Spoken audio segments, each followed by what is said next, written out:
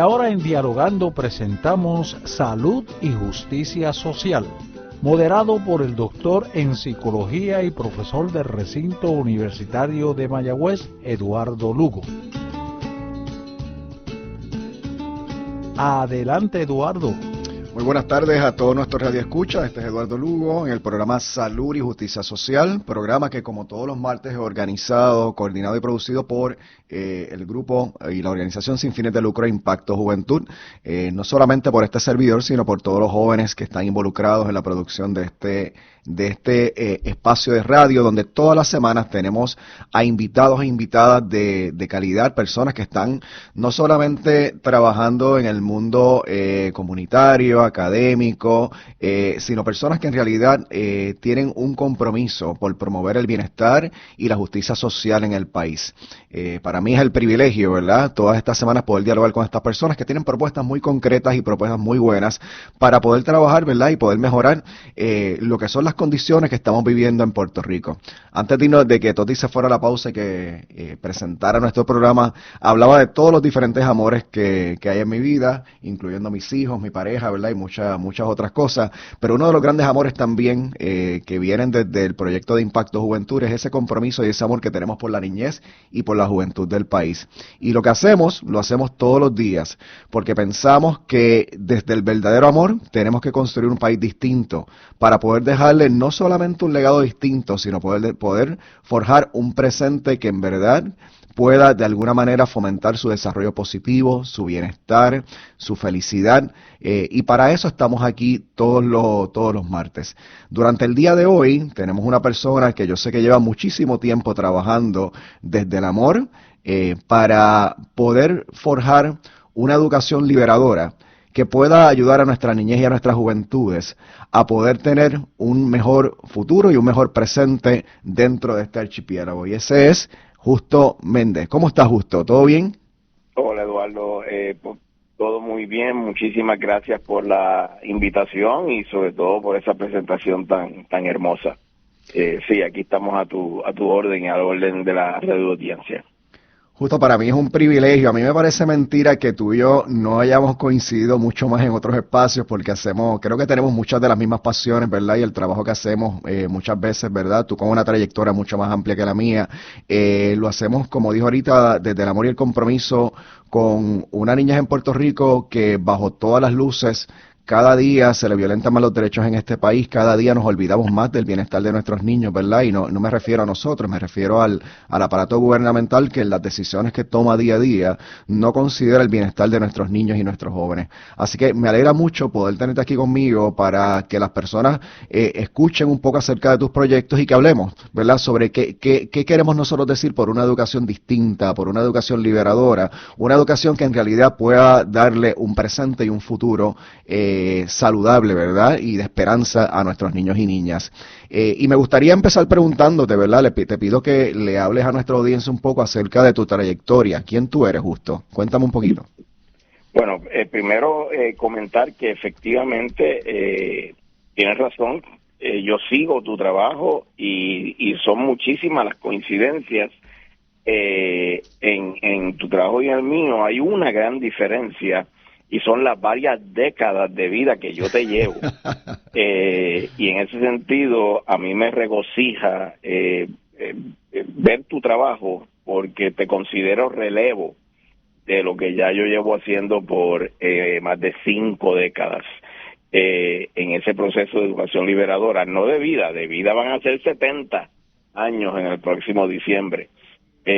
Así que me regocija saber que en ti hay un relevo para lo que he venido haciendo, 70 años que voy a cumplir, 51 de activismo, medio siglo de activismo por esa justicia social a la que te refieres en este espacio y el grupo de trabajo de Impacto Juventud.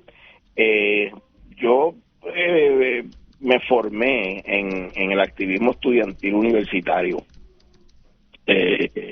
siempre luchando por una universidad pública con cogobierno de profesores, trabajadores, estudiantes, la comunidad universitaria, para la construcción de un Puerto Rico democrático, justo, solidario, equitativo.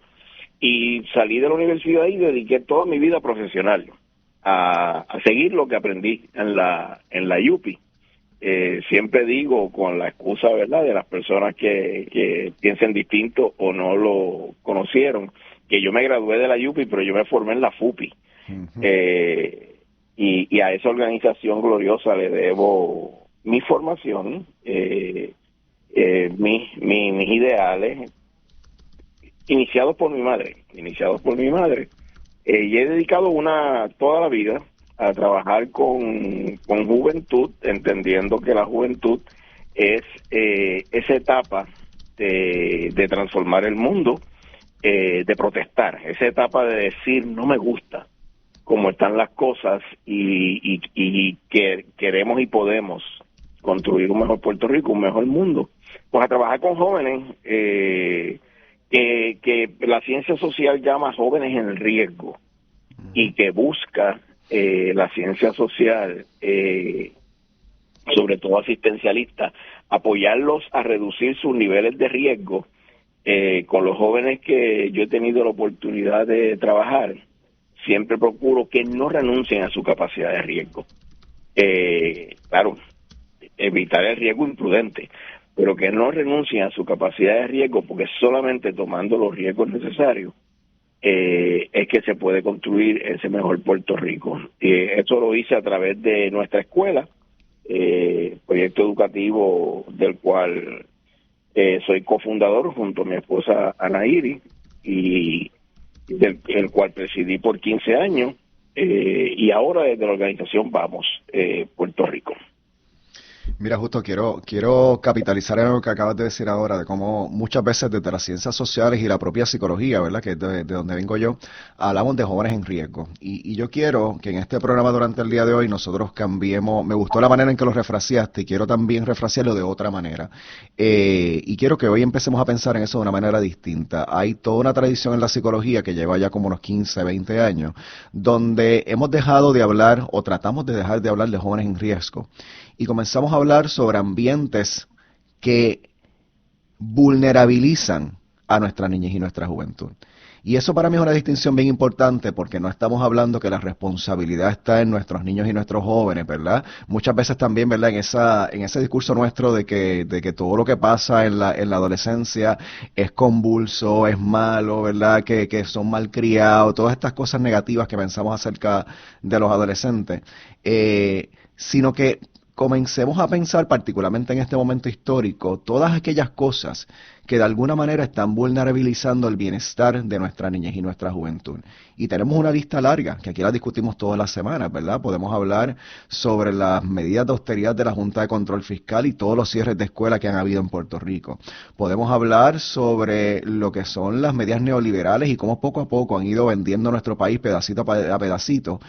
Literalmente nosotros estando en un archipiélago que sentimos que es nuestro, pero que nos venden a quemarropa como si fuéramos cualquier tipo de propiedad, ¿verdad? Tengo estudiantes, por ejemplo, en la universidad, donde hablamos todos los días de la gentrificación. ¿Por qué? Porque son estudiantes que vienen de Rincón, de Aguadilla, y lo están viviendo en carne propia, no solamente la venta de las propiedades, la destrucción ambiental, sino también lo que es el cambio cultural que está sucediendo en algunas partes de nuestro archipiélago, donde ya en muchos lugares nuestros jóvenes trabajan en trabajos de servicio y tienen que hablar inglés y no pueden hablar español, o van a consumir algún sitio y le dice, si hablas español aquí no puedes entrar.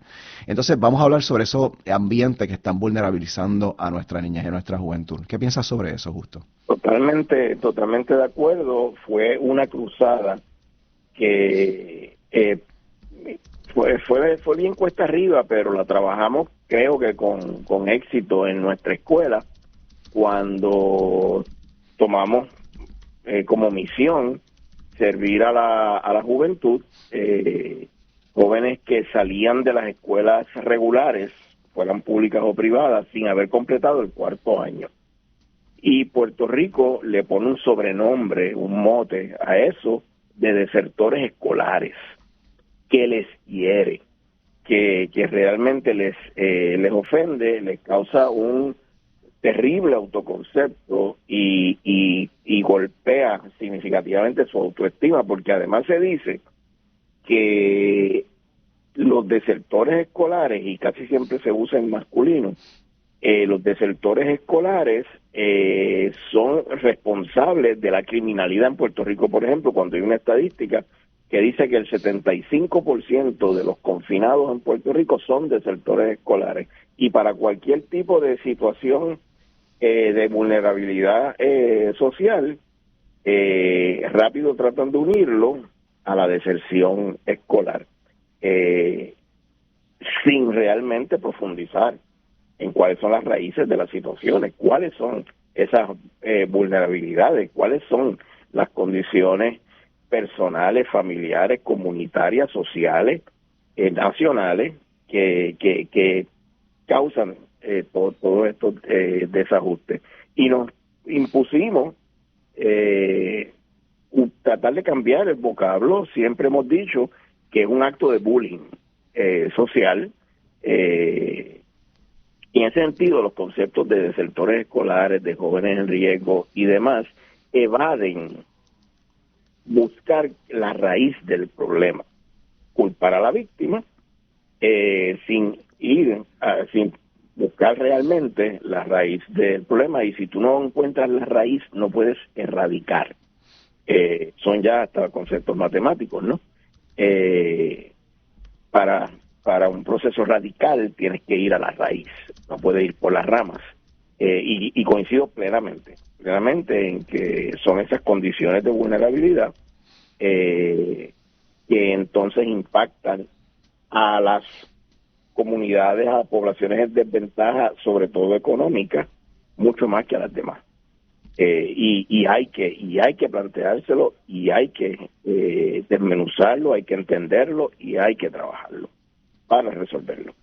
En ese caso de la deserción escolar, ¿verdad? A lo mejor mucha gente no conoce que nosotros tenemos una cantidad de estudiantes en Puerto Rico que están clasificados como estudiantes de educación especial, y si nosotros vemos la historia de los servicios de educación especial en las escuelas en Puerto Rico, sabemos que la historia es deplorable y que la historia le ha hecho una gran violencia a nuestra niñez de educación especial. Hoy en día, con una privatización de servicios increíble, con personas que trabajan, ¿verdad?, y que conocen de ese mundo, que comentan sobre la ineficiencia y a veces incluso hasta las malas prácticas, ¿verdad?, para poder atender las necesidades de nuestros niños y nuestras niñas. Y entonces cuando llega a la escuela intermedia nos sorprendemos que el niño o la niña salga de la escuela, ¿verdad? No es que desertó la escuela, sino que en realidad la escuela lo desertó porque no necesariamente le dio los apoyos, los servicios que necesitaba para ser exitoso. Nos vamos a ir a una pausa en este momento, y cuando regresemos justo me gustaría que habláramos sobre qué es nuestra escuela. Usted está escuchando Dialogando con Toti Figueroa, dentro de Dialogando, la sección de todos los martes de 2 a 3 de la tarde, Salud y Justicia Social, moderada por el doctor en Psicología y profesor en el recinto universitario de Mayagüez, Eduardo Lugo.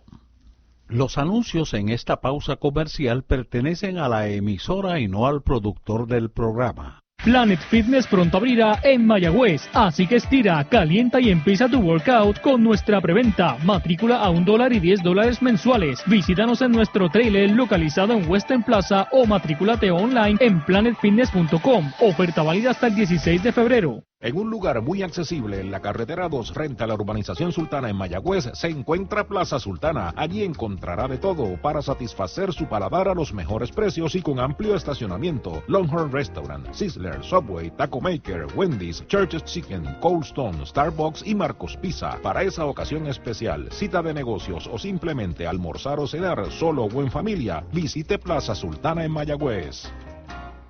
Saludos amigos, todos sabemos que no hay rosas azules, pero una rosa pintada de azul es un motivo. Una rosa pintada de azul es un motivo. Y ahora Motivos se transmite todos los jueves a las 5 de la tarde.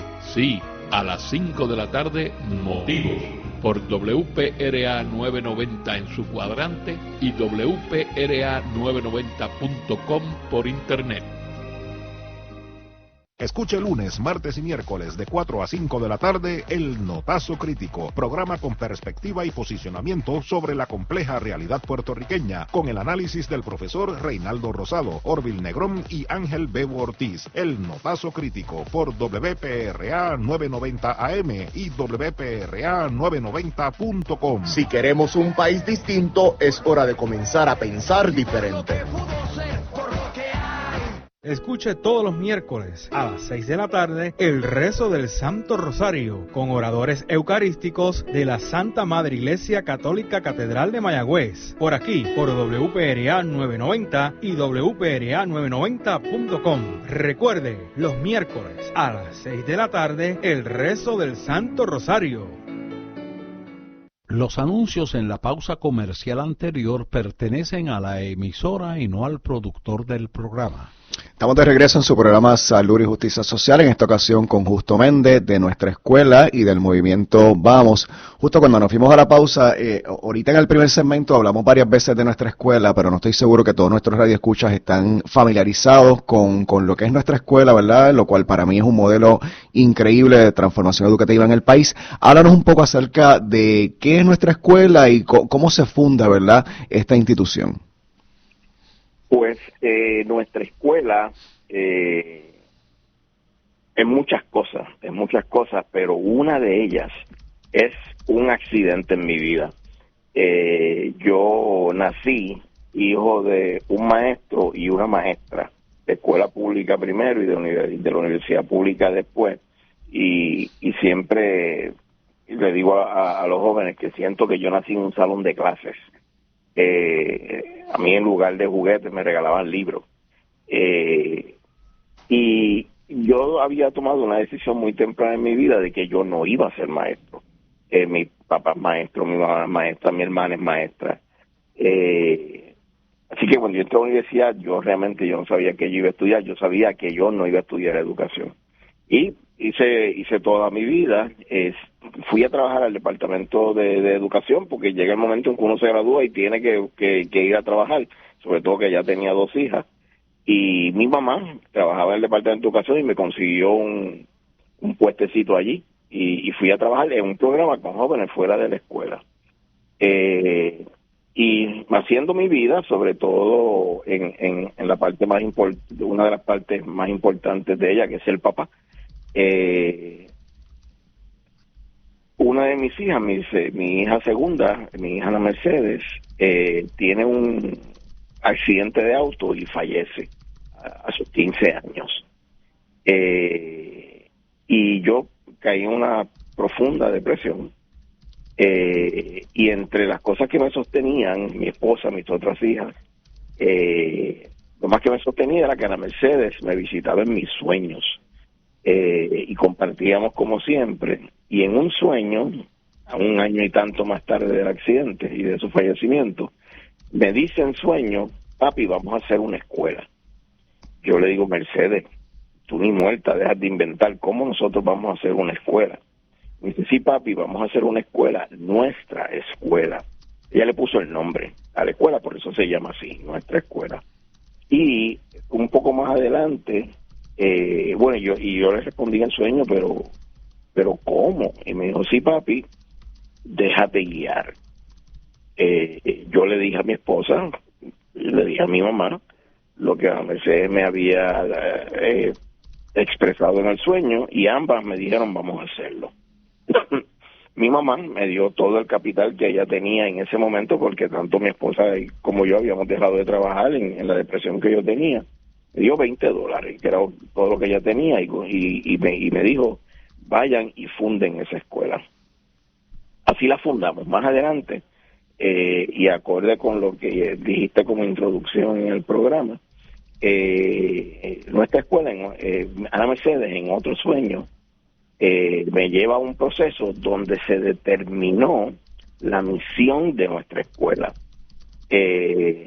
Yo tomé nota de lo que sucedió en el sueño y lo leí en la mañana, y ese planteamiento decía: nuestra escuela fundada en el amor.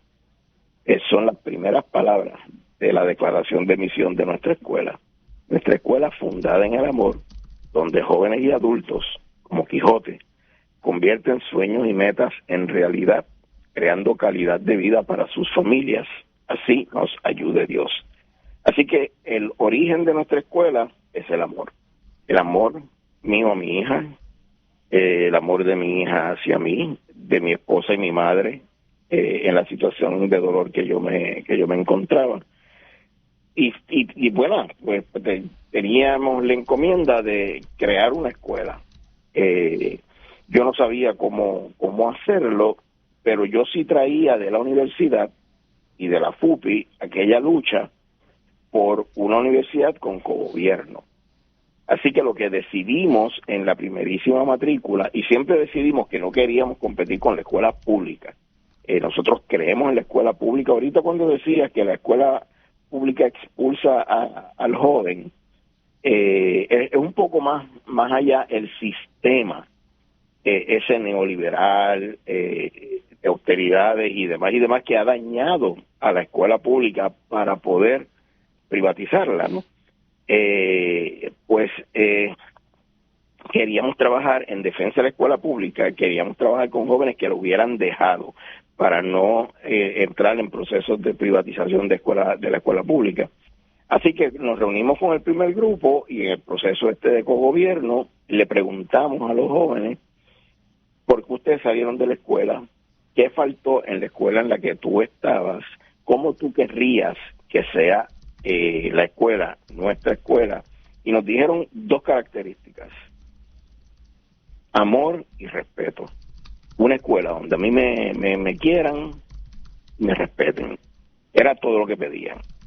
Así que ese fue el fundamento de nuestra escuela.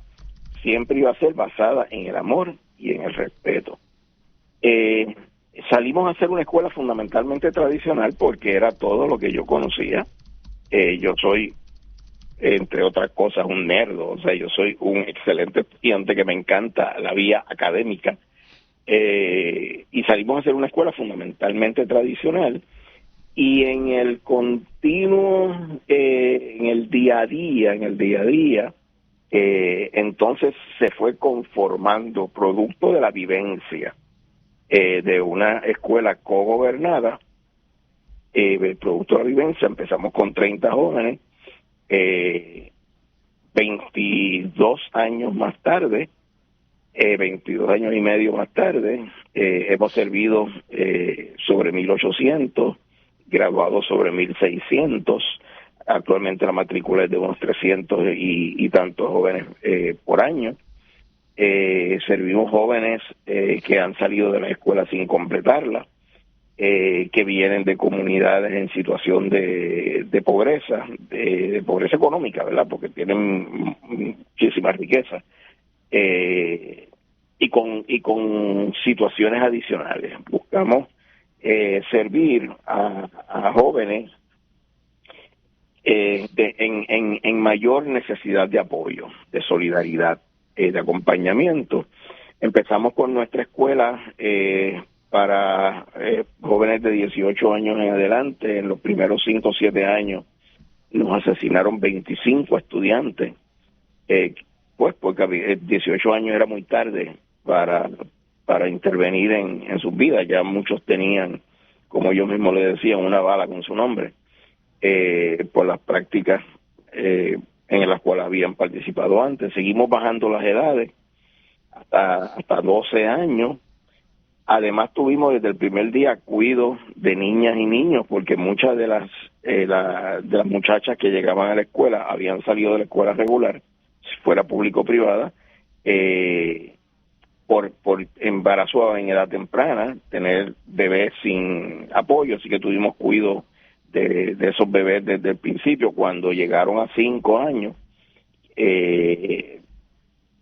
y por el entorno, el contexto y demás, quisimos retener a esos bebés e incluirlos en el proceso formativo, y empezamos nuestra escuelita para hijos e hijas de estudiantes de la escuela y del personal de la escuela y de la comunidad inmediata. Así que en nuestra escuela, para jóvenes de 13 años en adelante, nuestra escuelita para niñas y niños desde que nacen hasta los 12 años, y en las noches, porque también el entorno familiar es fundamental, tenemos nuestra escuela en la comunidad que sirve a los adultos y a las adultas del estudiantado. Es una educación personalizada, lo cual quiere decir que no sigue ningún modelo en específico, sino que la educación se adapta a la persona. Nosotros no pretendemos que las y los estudiantes aprendan como enseñamos, sino que enseñamos como cada una y cada uno de nuestros estudiantes aprenden.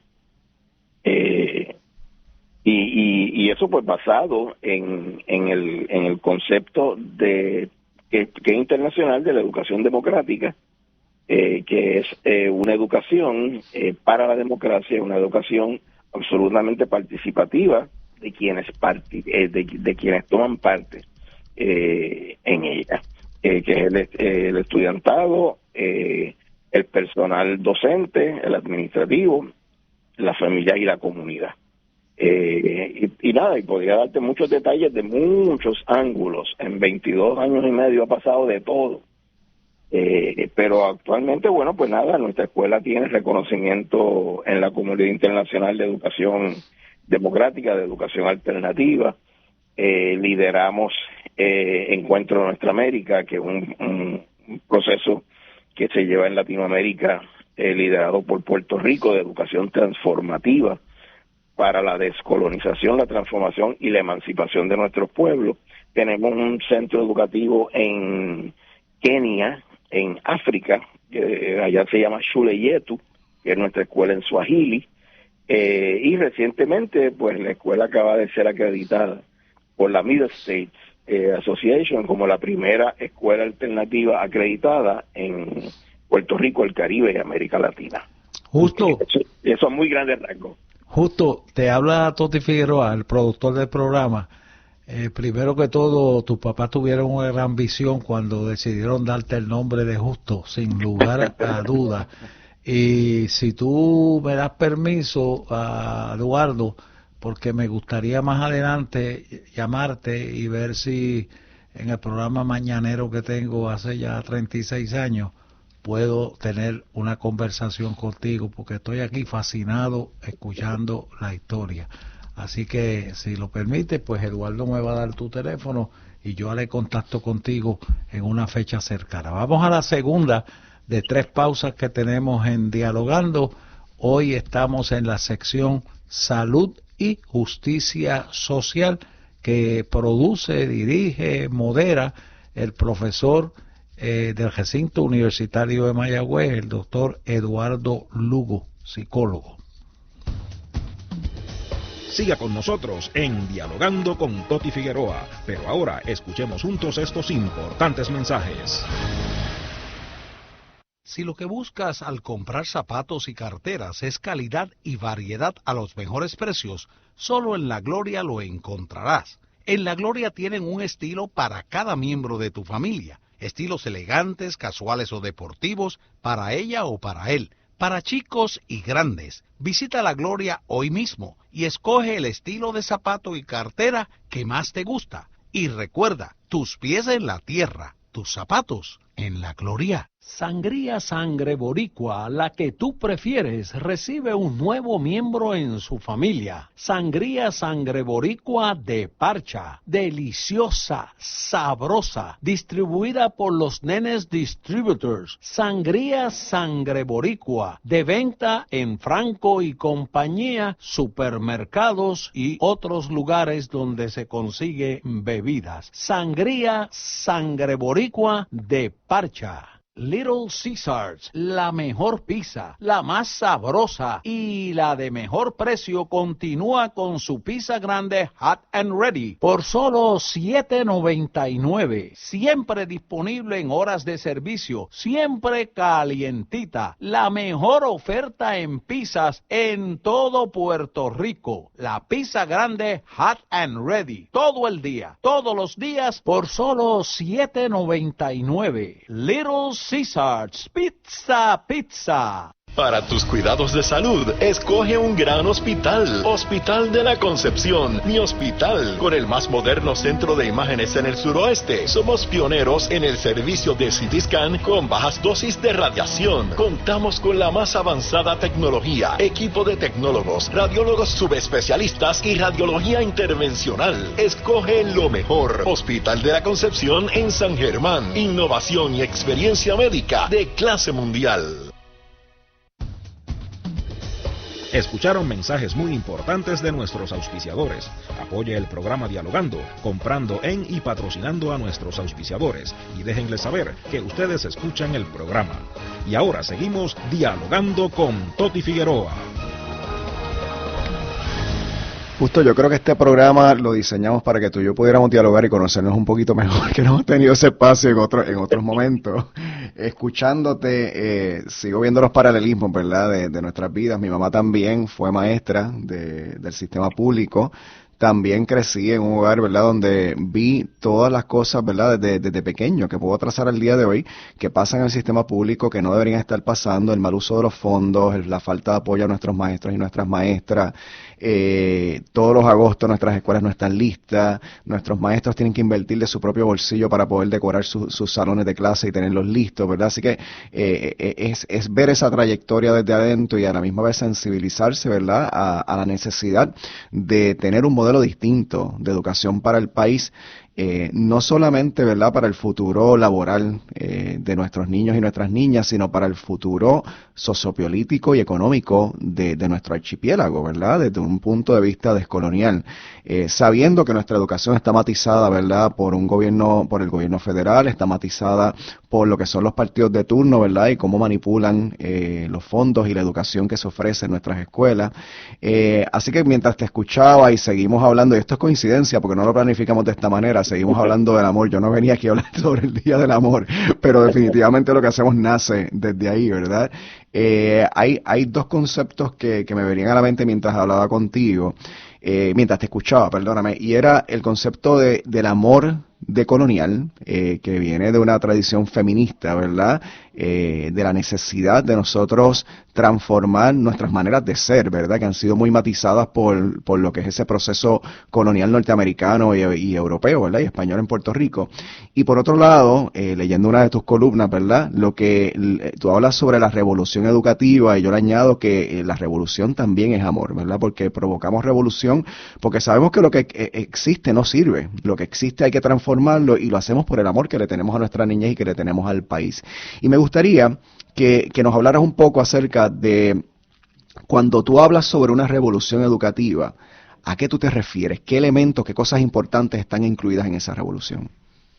En primer lugar, que el concepto de educación hay que tomarlo muy, muy en cuenta, muy, muy en serio. En la educación colonial, lo que se busca es reproducir el estado existente de las cosas. Uno va al proceso educativo para aprender el orden de las cosas y adiestrarse para ejecutarlo. Entonces ahí no hay educación, sino lo que hay es domesticación. Lo que hay es colonización.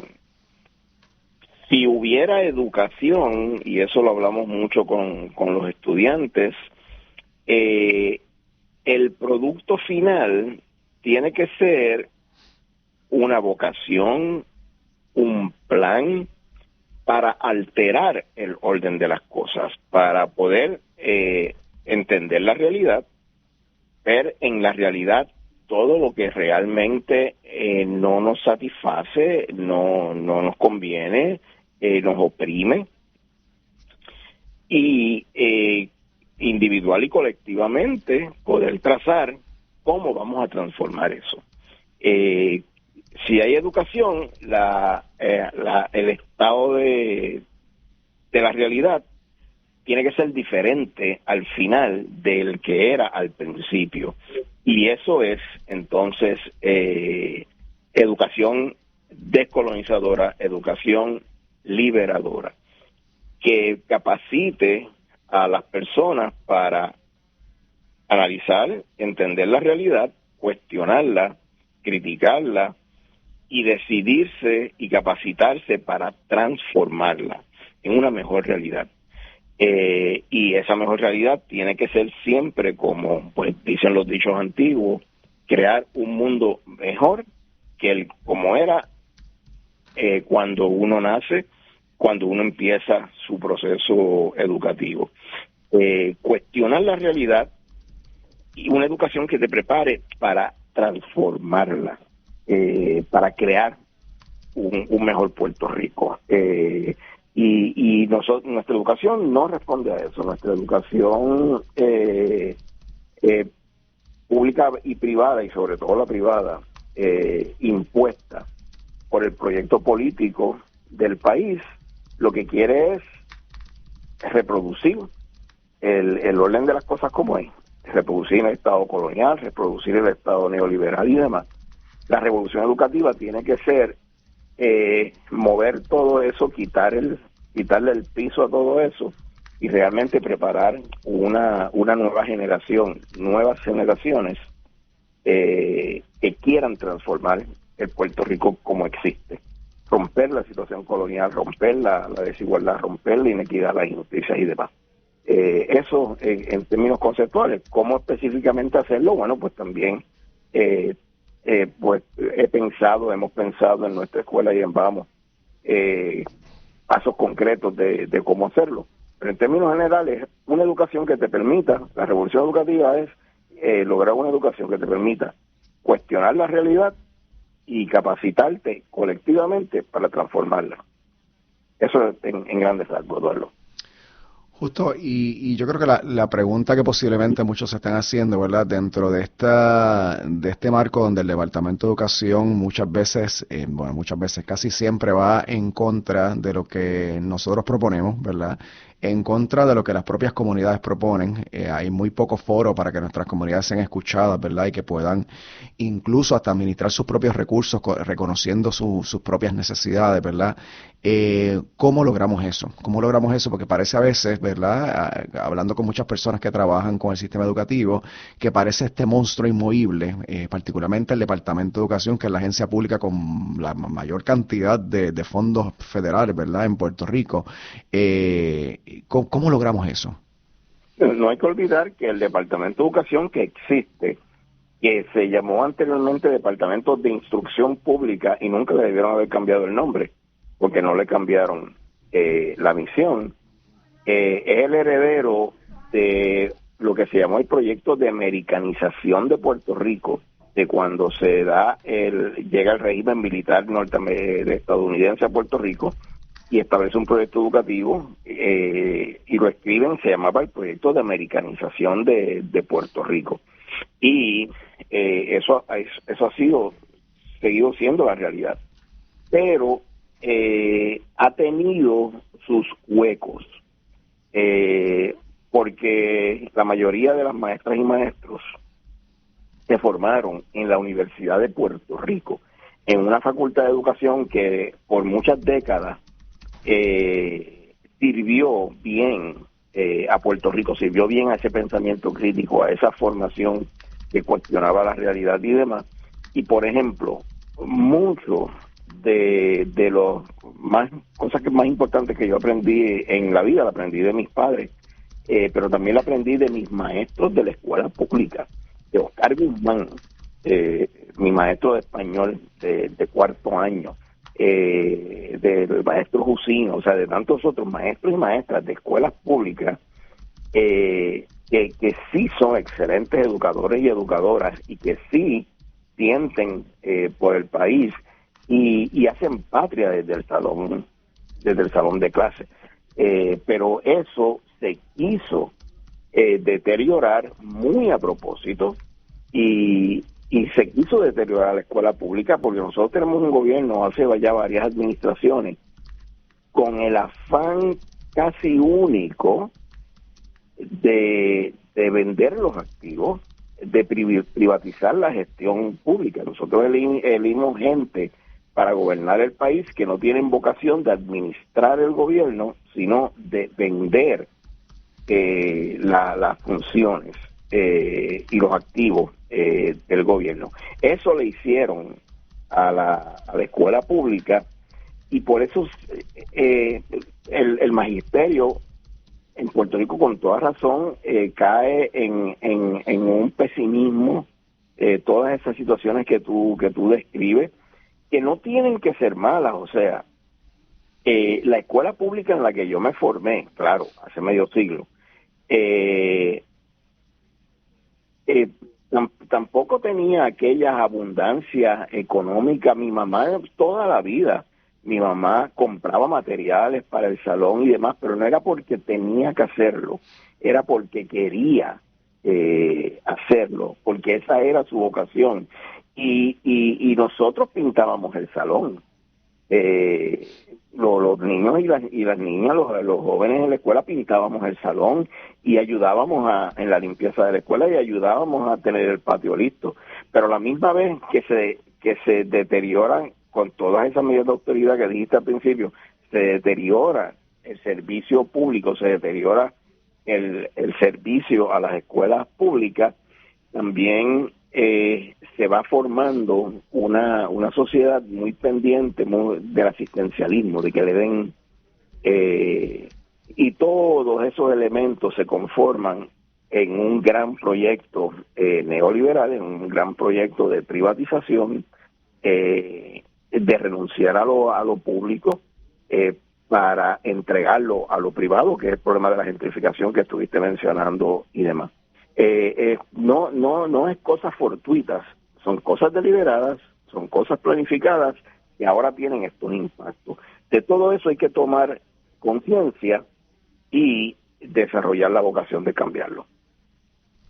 Me parece bien importante, ¿verdad? Hemos estado hablando sobre el impacto de la privatización, justo, ¿verdad? Y una de las cosas que ha pasado, ¿verdad?, es que nosotros muchas veces apuntamos a Julia Kelleher con mucha razón, pero el proceso de cierre de escuelas en Puerto Rico comenzó con Luis Fortuño, ¿verdad? Y este proceso dramático de privatización, de las famosas APP, ¿verdad? Y toda esta agenda neoliberal tiene un efecto en nuestras escuelas. Y quisiera brevemente, porque ya mismo vamos para la pausa, que me hables acerca de cómo tú interpretas, ¿verdad?, y el efecto que tú piensas que ha tenido el cierre de tantas escuelas en el país. Bueno, cientos, y me atrevo a estimar que miles de niñas y niños simplemente dejaron de ir a la escuela. Nosotros en el proyecto Vamos tenemos una red de comunidades que han ocupado planteles escolares que han sido cerrados y abandonados, y en todos esos campos las escuelas alternas a las cuales las niñas y los niños tendrían que ir son muy distantes, no cuentan con la transportación, están hacinadas en términos de cantidad de matrícula. Todo esto ha hecho que aquí haya cientos o miles de nuestras niñas que están fuera de la escuela, y que el proceso educativo que se viene llevando en las escuelas ha sido terriblemente impactado, y entonces están proliferando las escuelas charter. Ahora están habiendo cadenas de escuelas charter, que entonces eso trastoca totalmente la posibilidad de un proyecto educativo que propenda a un proyecto de país, a un proyecto de creación de un mejor Puerto Rico. Y todo esto es por diseño. En ese sentido, no es a la escuela a la que hay que acusar, es toda esa agenda de transferir los activos del país al sector privado, con el impacto que ha tenido sobre nuestra educación, y lo que ha venido es atraer a menos la capacidad de educación de nuestro estudiantado. Por eso la educación alternativa toma el vuelo que toma, y es de lo que entonces uno de los nichos que ocupa nuestra escuela. Usted está escuchando Dialogando, y dentro de Dialogando, Salud y Justicia Social, moderado por el profesor catedrático en el recinto universitario de Mayagüez, y psicólogo clínico, el doctor Eduardo Lugo. Vamos para la última pausa. Justo y Eduardo, al regresar, quedarán aproximadamente de 12 a 13 minutos para finalizar el programa. Siga con nosotros en Dialogando con Toti Figueroa, pero ahora escuchemos juntos estos importantes mensajes. ¿Listo para comprar tu carro nuevo? Pues escucha la mega oferta que te trae Coop Rincón. Consigue el préstamo para ese carro que quieres desde 1.99% APR. No tienes que ser socio. Entra a cooprincón.com o llama al 787-823-1515 o visita las sucursales en el pueblo de Rincón o en el Mayagüez Mall y llévate el carro que te gusta al bajísimo interés que mereces. También hay ofertas para autos usados. Llama 823-1515. Coop Rincón. Tradición, confianza, solidez. Ciertas restricciones aplican. Fondos asegurados por COSEC hasta $250,000. Cuando me quiero dar un gustito, ya sea de desayuno, brunch, almuerzo liviano o vegano, voy a la Waflera, justo antes de llegar al Viejo San Juan, en el condominio Capitolio Plaza, frente a Bahía Urbana. En Waflera Tea Room encontrarás los waffles más creativos y deliciosos que puedas imaginar, acompañados con café colado en sifón de fuego o alguno de nuestra gran variedad de té, tisanas, cócteles mañaneros o refrescantes mimosas. Se me hace la boca agua cuando pienso en las posibilidades de ingredientes gourmet sobre ensaladas o waffles y me enamoro en un ambiente de jazz espectacular en su salón íntimo o sus mesas al aire libre. Sigue a Waflera Tea Room alias La Waflera en Facebook o en waffle.era en Instagram. Reserva ahora mismo en el restaurante de Waffles Gourmet y Salón de Té de Puerto Rico. Escuche los programas que produce Toti Figueroa de lunes a viernes en esta emisora. Dialogando de lunes a jueves de 1 de la tarde a 3 de la tarde. Comunicando de lunes a viernes 6:30 de la mañana a 10 de la mañana. Para anuncios puede llamar al 381-6559. 35 años de estos programas producidos por Toti Figueroa. ¿Por algo será? Escucharon mensajes muy importantes de nuestros auspiciadores. Apoye el programa Dialogando, comprando en y patrocinando a nuestros auspiciadores y déjenles saber que ustedes escuchan el programa. Y ahora seguimos Dialogando con Toti Figueroa. El 23 de enero del 2015, justo tú publicaste una columna en 80 grados que se llama Vamos por la Revolución Educativa. Y voy a leer algo de esta columna porque quiero que cerremos esta entrevista con esta discusión. Y tú dices en el penúltimo párrafo: la revolución educativa podría concertarse desde una facultad o academia que promueva círculos de educación popular, donde todas las personas interesadas nos formemos en el proceso hacia el proyecto de país. En esta iniciativa podríamos invertir todo nuestro empeño, juntando a diversos líderes de nuestra sociedad, de todos los sectores, dispuestos a colaborar junto a los representantes de la comunidad escolar en un nuevo proyecto educativo que, ante todo, fortalezca la escuela pública y el sistema de enseñanza público. Cuando tú hablas de círculos de educación popular, Justo, ¿a qué te refieres? Es importante cuando dices la fecha del artículo, enero del 2015. En febrero del 2015, entonces, yo me retiro de nuestra escuela, luego de presidirla por 15 años, en febrero del 2016. En noviembre del 2015 fundamos el movimiento Vamos. El artículo se llama Vamos por una revolución educativa. Ese día Vamos no existía. Lo fundamos a raíz de toda esta reflexión. Círculos de educación popular es círculos donde la gente se reúne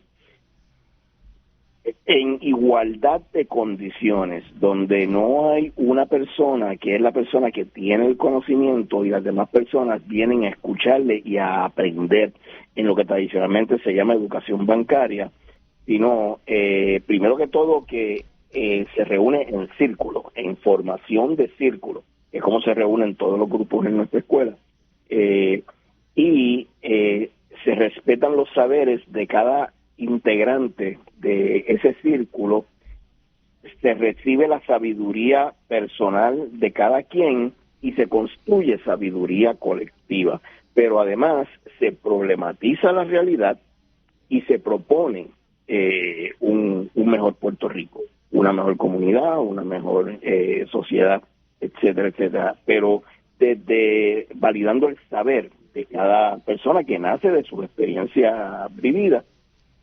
Y eso es lo que se define como educación popular, y es para en círculos, en las comunidades, en las escuelas, en las universidades, problematizar toda la realidad de Puerto Rico y diseñar una mejor forma y aprender a organizarnos para poder construirlo.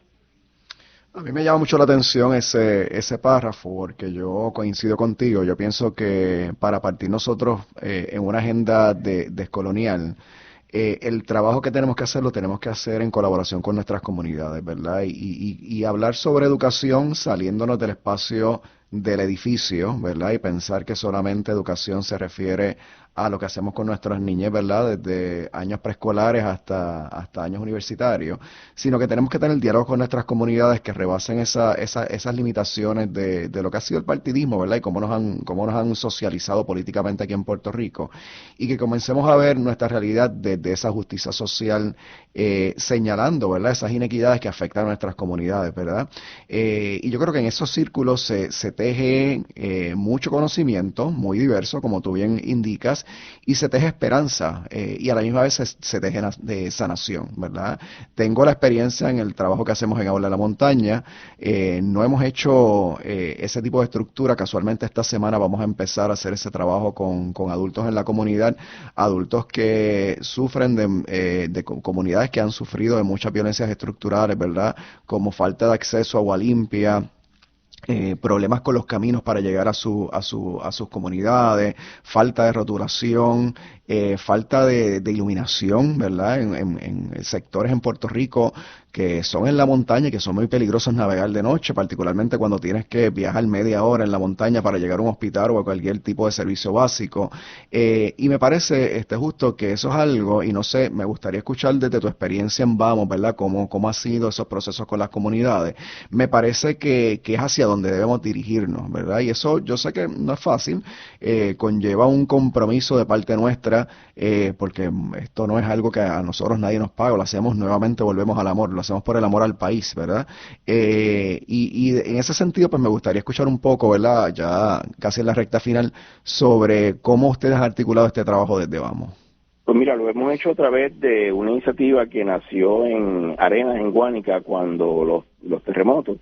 La red comunitaria de respuesta agrupa a una buena cantidad de comunidades, donde cada una en sí hace todo el proceso de análisis de su realidad y diseño de su transformación y desarrollo de capacidad para lograrlo, pero además lo hacen entre comunidades.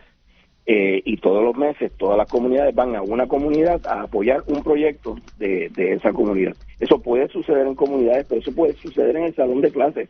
En nuestra escuela sucede en el salón de clases diariamente, y puede suceder entre el personal de las escuelas y de las universidades a todo lo largo y ancho, porque es simplemente llegar a el proceso educativo en ánimo de escuchar, de recibir y de buscar entendidos para crear colectivo y trabajar en colectivo. Oyéndote, Eduardo, de momento me da muchos deseos de hacer un proyecto conjunto entre Impacto Juventud y Vamos en cualquiera de las comunidades, y practicarlo un rato, llevar Impacto Juventud a cualquiera de las comunidades donde estamos organizadas y organizados, y desde Vamos a ir con ustedes a su comunidad.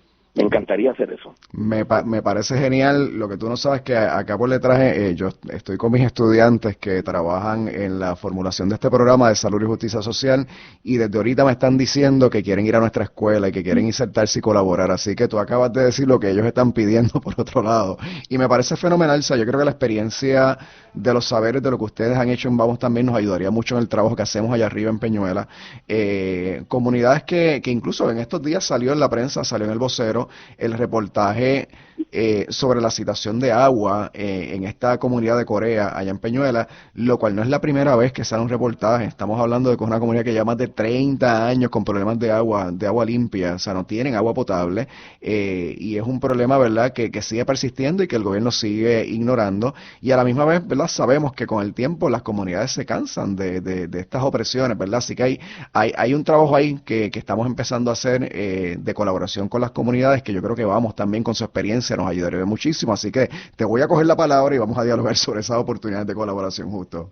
Y de una realidad como esa angustiosa de Peñuela, ir a visitar una comunidad como la comunidad Toro Negro de Ciales, que es una comunidad sustentable en agua, 100% en energía solar, todas las residencias, sustentable en alimentos, y eso es construido a base de la autogestión comunitaria y con el apoyo de Vamos y muchas otras organizaciones. Entonces, ver una comunidad que está en mayor necesidad, como lo estuvo Toro Negro, y una que lo ha logrado, para que las comunidades se vean reflejadas. Eso es lo que hace la red comunitaria de respuesta. Excelente. Nos quedan 2 minutos, Justo. Yo quisiera darte las gracias por haber estado en este espacio, ¿verdad? Yo creo que ha sido un espacio de mucho autoconocimiento y de conocimiento mutuo entre nosotros, ¿verdad? Y yo espero que nuestros radioescuchas se lleven de esta conversación que no solamente una educación distinta es necesaria, sino que es posible, ¿verdad? Que ya en algunos espacios en Puerto Rico estamos gestando proyectos educativos distintos a favor de nuestra niñez. Y que la escuela no es solamente una escuela para enseñar matemáticas, español, ¿verdad?, y las otras materias, sino que es una escuela para forjar ciudadanos que sean quienes lleven este país hacia adelante, y necesitamos hacerlo de manera distinta desde el amor. Toti. Esta semana, Justo, Eduardo, hace más de un año, por casualidad llegó a este espacio y se lo cedí. Estoy cogiendo unas clases magistrales aquí. Hoy creo que casi puedo pedir diploma de doctorado, escuchándolo a ustedes dos hablar de una educación liberadora que nos ayude a la vez a buscar y seguir buscando la liberación completa de la patria.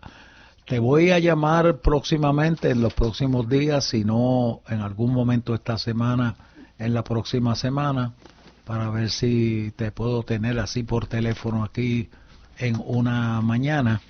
Y agradezco inmensamente lo que estás haciendo, me ha emocionado muchísimo, hasta los sueños que has tenido.